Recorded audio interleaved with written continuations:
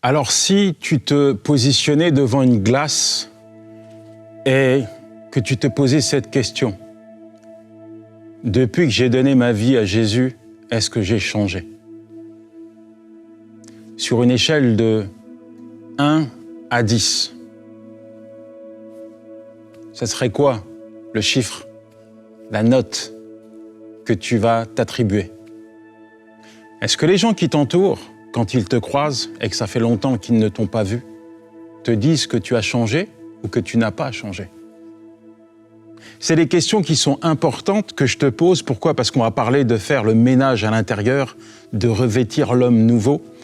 Et elles ont une importance parce que depuis qu'on a donné notre vie à Jésus, on est censé être dans un processus de changement, de transformation. Normalement, la personne que tu étais avant de rencontrer Christ,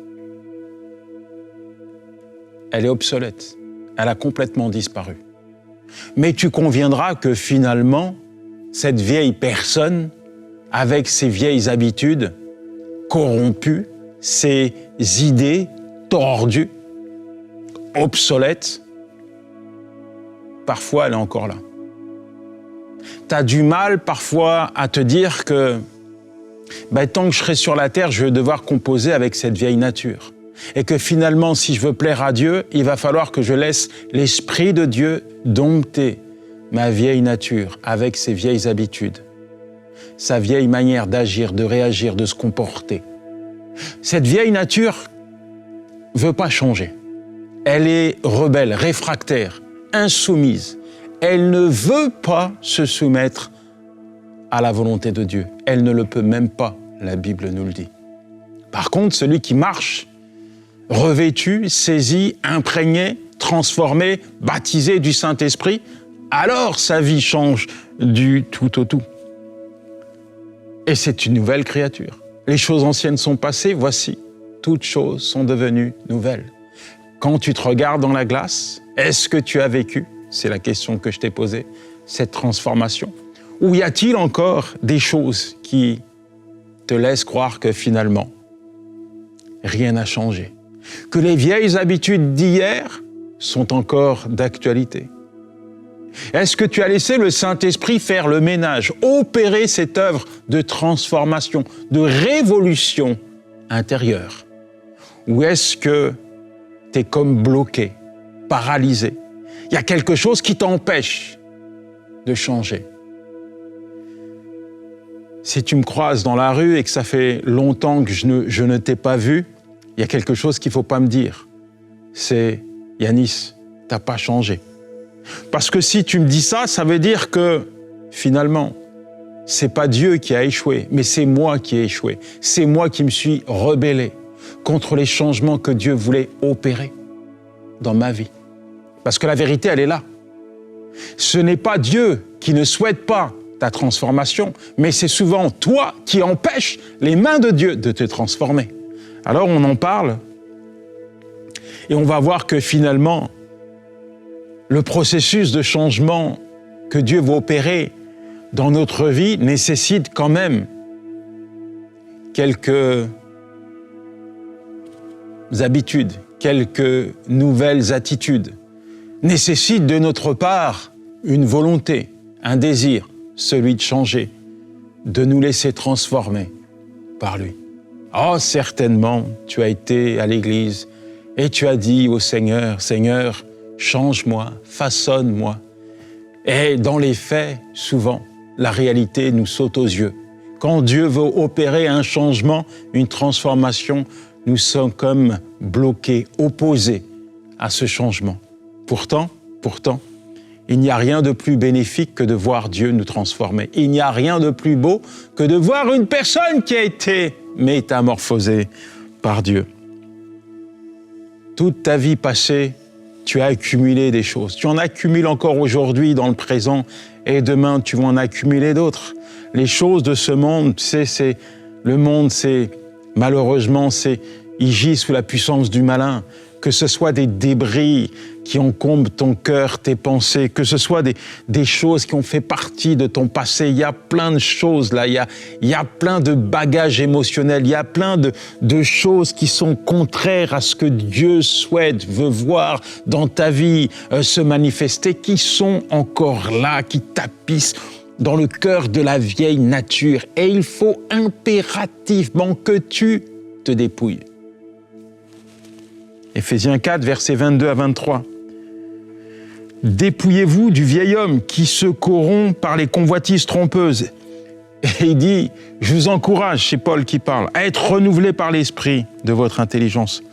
Se dépouiller, se dépouiller, se dépouiller. Tu sais, quand tu ne te dépouilles pas, c'est comme si tu avais plein de manteaux sur toi.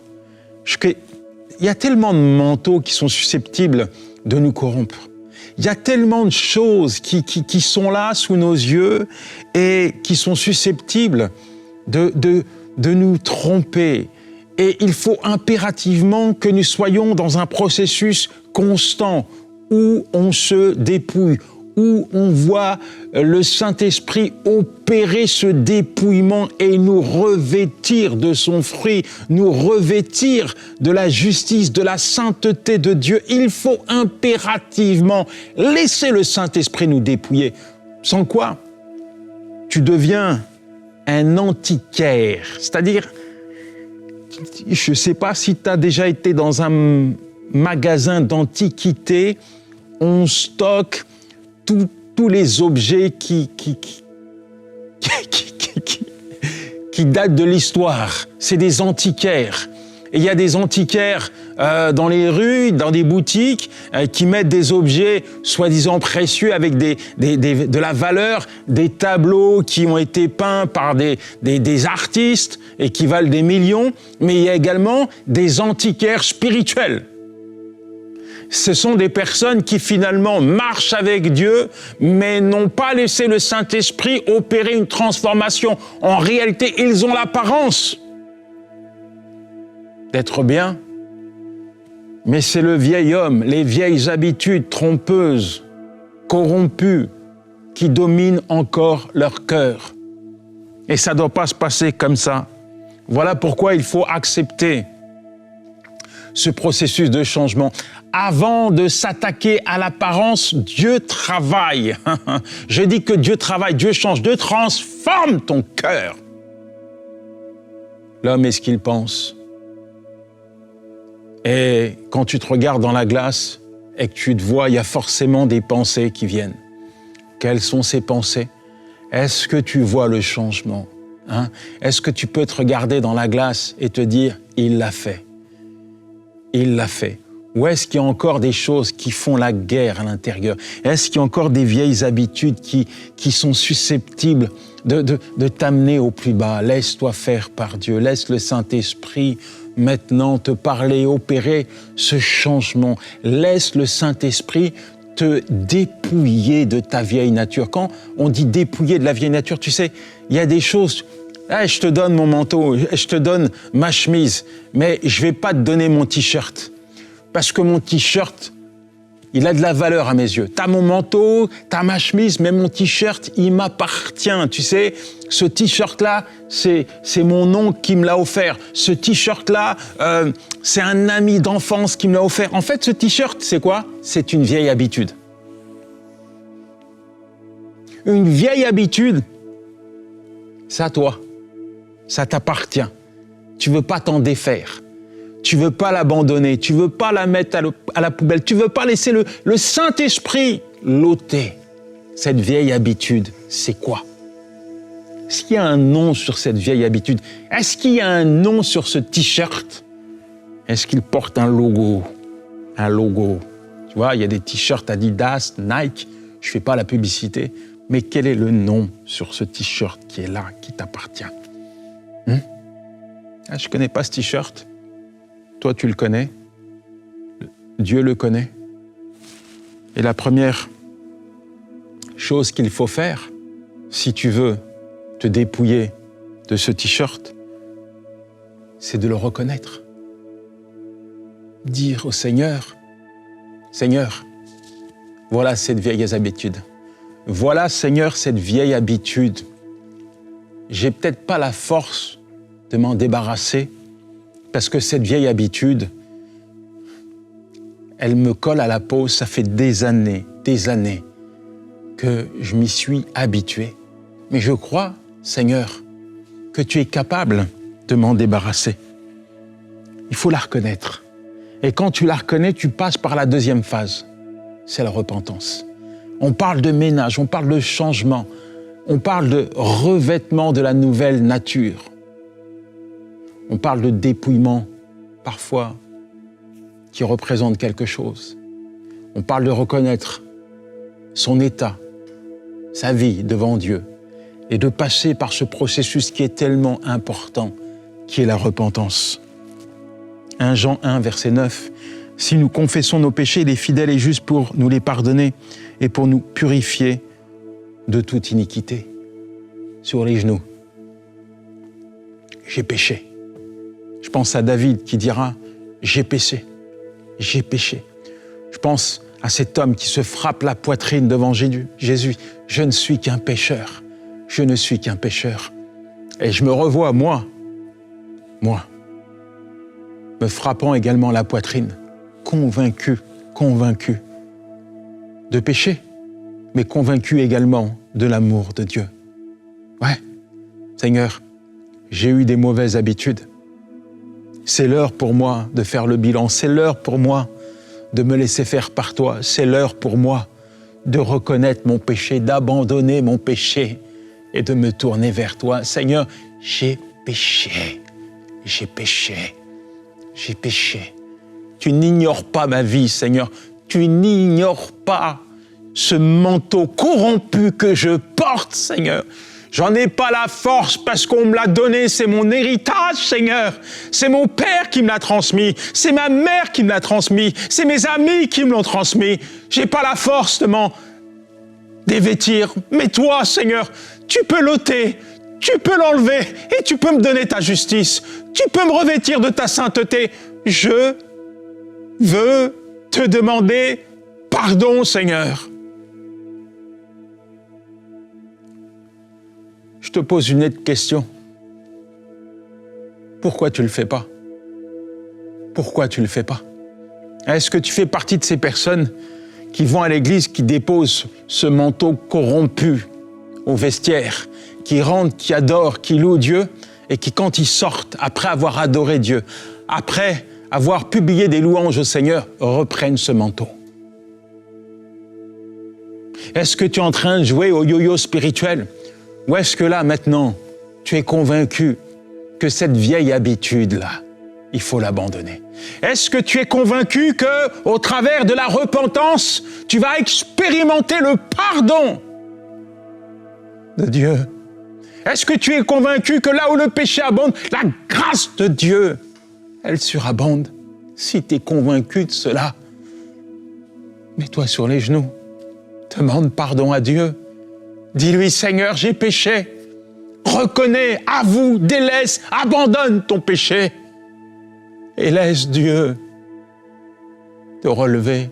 Laisse l'amour de Dieu qui est plus grand que la noirceur de ton péché inonder ton cœur.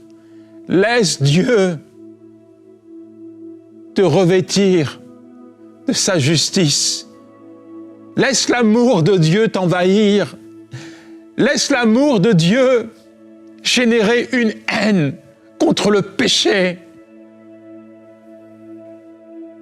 Dis-lui, Seigneur, pardon.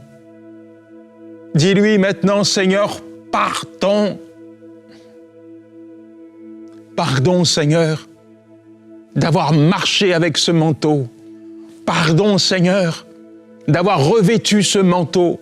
Je te demande pardon, ce manteau, je te le présente et je le jette à la poubelle, Seigneur. Me voici devant toi.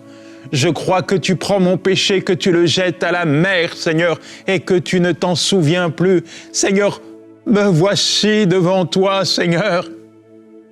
Je prends conscience de ton amour, je prends conscience, Seigneur, de ton amour. Et alors que tu fais ce pas vers Dieu, il en fait 1000, il en fait 10 000 vers toi. il est important aussi de se désencombrer les pensées. Hébreux 12, verset 1, nous aussi, puisque nous sommes entourés d'une si grande nuée de témoins, rejetons tout poids et le péché qui nous enveloppe si facilement et courons avec persévérance dans la course qui nous est proposée. On est entouré et il ne faut pas s'encombrer.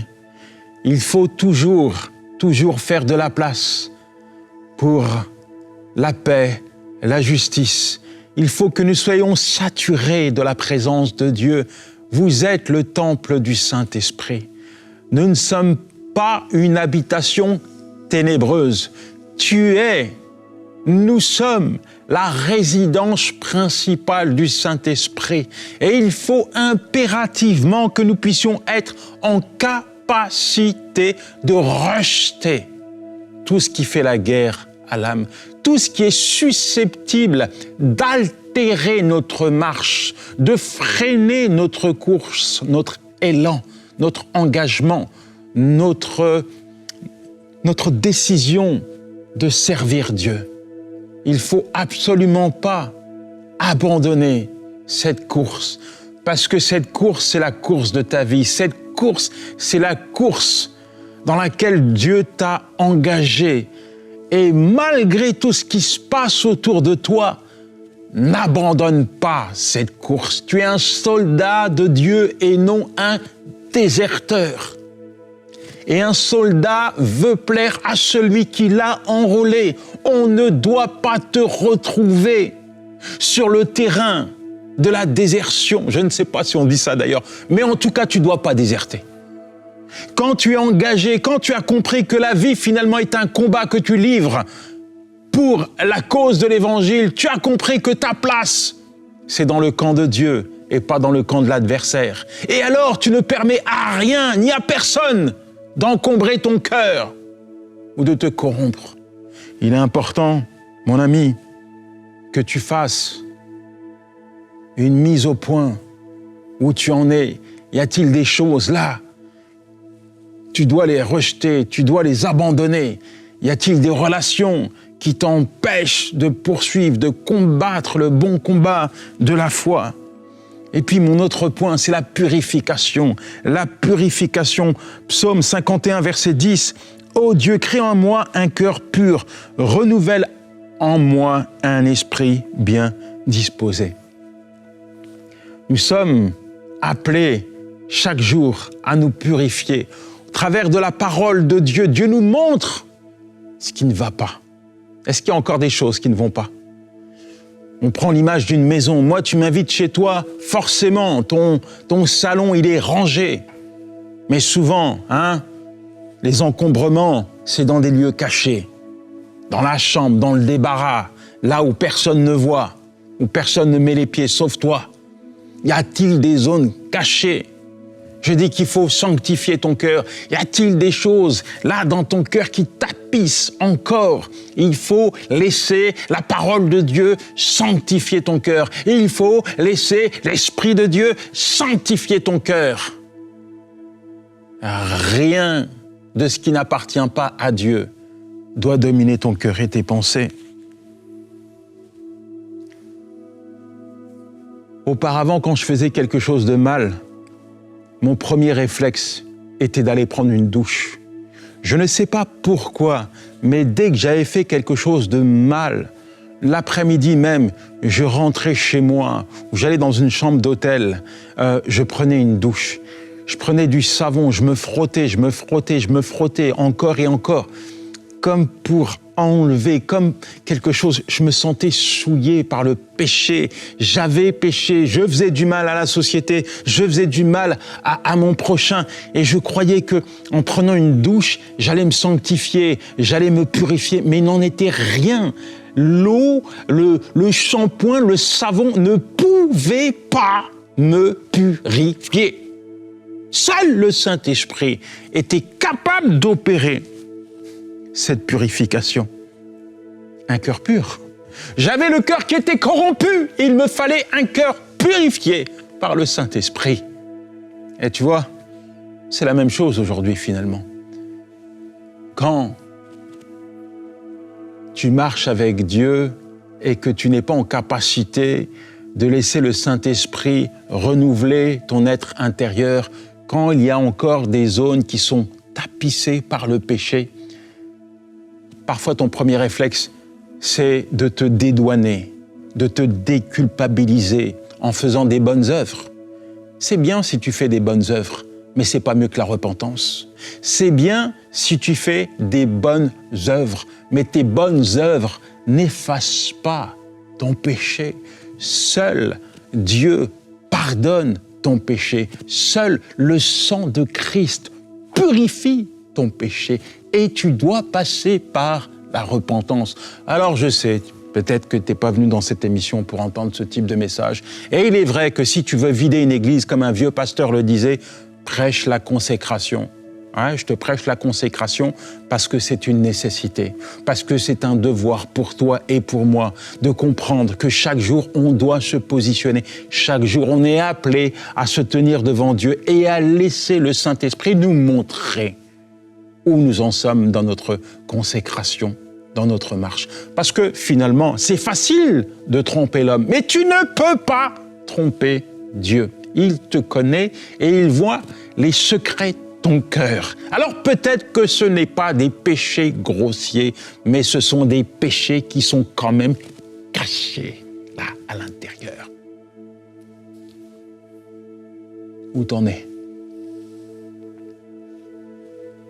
Que le Saint-Esprit puisse opérer ce changement dans ta vie, que le Saint-Esprit puisse te conduire sur le chemin de la repentance et que le Saint-Esprit puisse t'apprendre à te purifier, à te consacrer au quotidien. Tu as été sauvé pour le servir. Sauvé pour le servir. Mon autre point, c'est le renouvellement. Une fois que on est passé par la repentance, par le désencombrement. Il nous faut laisser le Saint-Esprit renouveler notre intelligence. D'ailleurs, Romains 12, verset 2, il est dit « Ne vous conformez pas au monde présent, mais soyez transformés par le renouvellement de votre intelligence pour discerner quelle est la volonté de Dieu, ce qui est bon, agréable et parfait. » Renouvellement. Ne pas ressembler au monde, mais ressembler à Christ. Ça doit être le désir de notre cœur. Malheureusement, il y a beaucoup qui veulent ressembler au monde, alors qu'ils ont donné leur vie à Christ. Qu'en est-il de toi? Donner sa vie à Christ, c'est renoncer au monde. Donner sa vie à Christ, c'est se charger de sa croix pour le suivre. C'est dire non à ce monde et à ses futilités pour le servir. Qu'en est-il de toi? Aujourd'hui, il est impératif de laisser le Saint-Esprit renouveler notre intelligence, renouveler au quotidien, faire une mise à jour. Peut-être que ton esprit n'a pas été mis à jour, peut-être qu'il y a encore des vieilles pensées, des vieilles habitudes, des vieilles attitudes qui sont encore présentes. On pourrait faire plusieurs émissions sur les habitudes, sur les attitudes, sur le comportement qu'on a avec les autres, sur les actions qu'on pose, les réactions qui sont les nôtres envers notre prochain. On pourrait faire des émissions là-dessus.